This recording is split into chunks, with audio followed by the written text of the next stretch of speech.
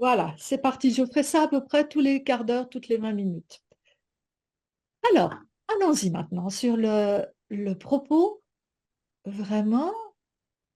Alors, attendez, il faut que je revienne sur le Zoom. Voilà, je vais partager l'écran. Et...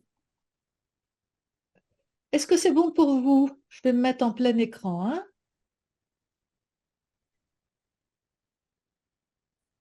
Est-ce que Oui, ça on va? voit les slides. Ok, Mhm. très bien. Bon, alors retour sur les expérimentations, c'est ce qu'on vient de voir, d'accord? Alors, en guise d'introduction, donc l'expérience globale, j'en ai parlé. C'est une expérience que vous offrez quand vous faites une visite.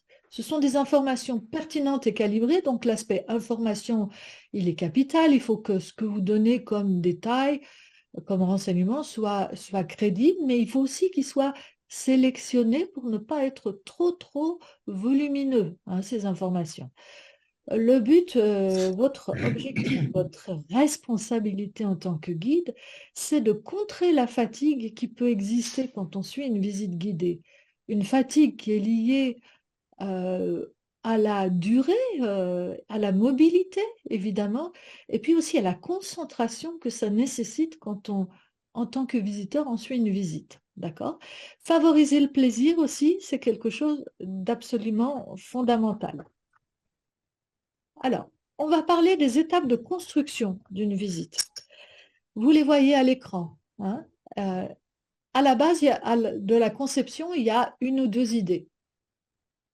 Par exemple, si je prends le thème de Morges à l'époque médiévale, voilà, j'ai envie de faire une visite, de proposer une visite sur ce thème-là. Alors, on va passer par la phase de définition de projet, hein. Euh, Et cette définition de projet, on va la voir dans une minute, on va voir ce que ça veut dire. Ça veut dire se poser des questions de base qui sont fondamentales. Après, on a tout un travail de documentation et d'information. On va voir comment organiser sa documentation. On définit le parcours, le contenu et les timings. On expérimente avec, par exemple,